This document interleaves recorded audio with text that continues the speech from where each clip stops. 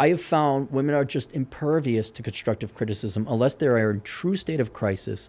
And it's the Bill Burr quote, women are surrounded by this tornado of misinformation and nobody corrects them because we all want to fuck them. Because I coach mostly men, one of the things that I notice is that there's no safety net for men. So like, for instance, if they keep getting fatter, women stop sleeping with them and the world gives them a very real dose of reality. If they don't make enough money, they can't afford certain things, and the world gives, unless they're living in their mom's basement or on their welfare. What I'm saying is, we call this in the U.S. military self-critiquing. So, for instance, if you go land the plane and you forget to put the gear down, it's self-critiquing. You can only do it once, and then you never make that mistake again, right? Right. Certain things are like when I leave the apartment without my keys or my glasses, as soon as I walk out, I'm like, oh, okay, now I realize self-critiquing. For men, most of our mistakes and our shortcomings are self-critiquing. If we do this thing, we go up and try to steal a guy's girlfriend and he's bigger than us, then he beats the shit out of us. Like these kind of things.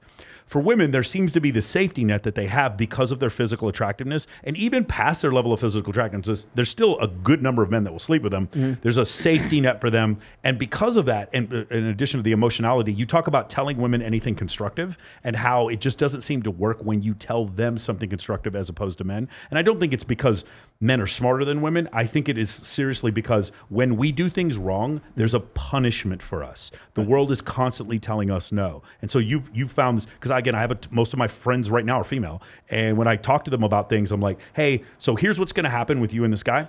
You're going to tell me you're not going to fuck this dude again. You're going to get drunk around Thursday, Friday. You're going to text him. He's going to fuck you. You're going to feel terrible about it. You're going to hit me up. I'm not going to judge you, but then you're going to go back and you're going to have sex with him again. So even though I'm going to tell you everything's wrong with this dude, you're going to go fuck him anyway. So, there's really no point. Have you found a similar I have. experience? That's why I don't consult women generally. They have to be, they're pretty desperate and destitute. I don't mean in a bad way. They've hit rock bottom and when they're coming to me. And some women are sincere about it. But I have found that most of my efforts to constructively criticize women, like just simply getting my book Worthless is over 12 years old.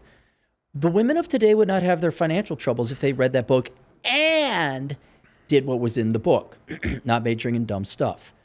I have found women are just impervious to constructive criticism unless they are in true state of crisis. And it's the Bill Burr quote, women are surrounded by this tornado of misinformation and nobody corrects them because we all want to fuck them. Yeah. And there's always a Captain Save-A-Ho. Men are always shielding women from reality, even if it is the consequences of their own mistakes. And so you can't beat that. And what it inevitably, I don't know, you ever hear of the perfect mental state? No. Okay, I had to come up with this concept as to why you can't get a girl to major in engineering, why you can't get a girl to hit the gym and slim down to find the guy. And what I realized is that women's primary goal is to maintain this thing what I call the perfect mental state. It is more important that they have this perfect mental state where there's nothing wrong and there's no obligation and there's no responsibility, there's no liability, there's no chore, there is no pain, than it is to actually be successful and have progress in the real world. And so I liken it, I have like a goal dream. The goal of every woman is to get Ryan Gosling.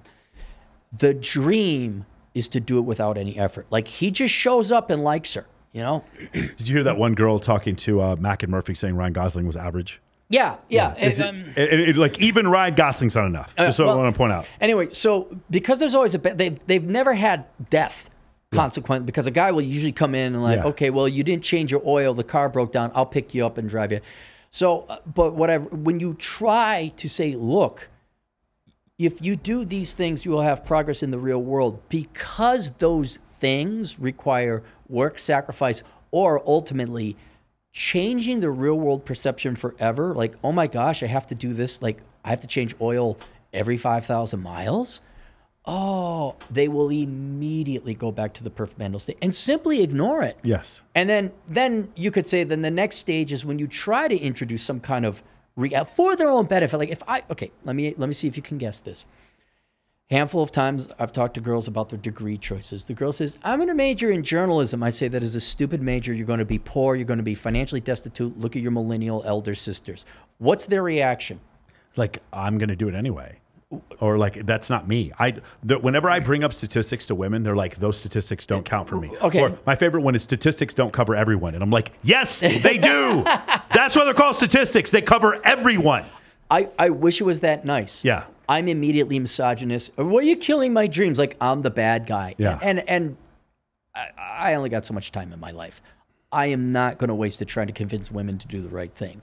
And so having this concept of the perfect mental state is like, look, they're not going to listen. They aren't. They really aren't. And you could be the most well-intended person. Like, look, you really ought to do this. And it goes back to, look, you're going to fuck this guy. You know, you could say, don't fuck this guy, but that ruins she wants to fuck the guy. You're going to keep sleeping with him. He's never going to commit. You're going to end up hurt. And everything I just said, while I do appreciate saying it, and I'm playing Madden, like I don't even like, but you're going to go fuck him in probably 48 hours. Take care. All she heard was, you're going to go fuck him. And then she filled in the rest. And then he's going to finally commit to me. Yeah. And you can make, Oprah made billions off of it. Sure. She made billions off of that. Like, oh yeah, you could be a pain in the ass woman and you can be married to whoever was hot back in the 80s. I don't know. Mel Gibson. But yeah, that is kind of where, and it's not that I don't want to help women. If you come to my consulting thing and you know, I'm like, okay, you got to do this and you got to do that. But once I'm paid, I don't care if you follow my advice anymore. It is really interesting how I don't mind women recognizing that they get certain advantages for being hot. I don't mind that. What I have a problem with is when they don't realize that's why they're getting those advantages. I remember when I used to work at the strip club, this one girl came to me and was like, hey, John has a boat and all of the girls, we all go on the boat on the weekends. You should come out with us. And I was like, John doesn't want me to come on his fucking boat. Are you done? Like, do you really? It was like, no, he's so nice. I'm like, of course he's nice to you. He's trying to fuck you. Like, do you really not? What? No, they don't. Dude, my favorite was, so my girlfriend was a bartender. And so when we first met, she didn't. She lived in Houston. I lived in Vegas. And she would call me from her work while she's bartending, put the phone on FaceTime and just sit there her whole shift and just FaceTime with me while I was doing stuff. And we would get into debates about stuff. And she'd be like, well, all the guys at the bar agree with me, Michael. All the guys, let me get the hot 21-year-old with big fake boobs and blue eyes is sitting there having a debate with her boyfriend. And all the guys at the bar agree with you, babe. It must be because, you know what? The Nobel Prize, it's yours. Yeah. Clearly, you figured out something. And it's like crazy when she does this whole thing. And I try to explain to her, because my girlfriend's smart. But I try to explain to her, like, you're smart, but a lot of people agreed with you. The other day, she goes, I went to Fit Club LV and everyone was so nice to me. Get the fuck out of here. Wow. Everyone was nice to you. All these dudes with hyper levels of testosterone were nice to you. Stop it. I can't believe this, babe. That's crazy they were nice to you. You should come with me. Everyone there's nice. They're not going to be nice to me. They're not going to be nice to me. Anyway, so the funny thing is, like, from her standpoint, she's smart, but the problem is, I think she still, at this point, hasn't come to the realization how many times she wasn't told no because of how physically attractive she was. And she like kind of grasp it, but she doesn't understand. It was like, even when she was right, she wasn't being told she was right because she was right. She was being told she was right because she was hot. And she still doesn't grasp this. Well, and so that goes back to what you were saying before. Well, have we convinced one woman in America that we don't give a shit about your degree or your education? Isn't that crazy? You haven't convinced. There's not one woman that's been convinced because yes. What's your why should a guy date you? Well, I have a master's degree. It's like, oh my God, the perfect mental state. They want you to like them for their master's degree. Yes, and you could tell them no. It's because you got a nice landing strip that you sent me one time, and I want to plow that. No, it's because they have whatever, their degree, their office, and you have fun trying to change that. I'm done banging my head against the table, and I'm going to go have a cigar instead.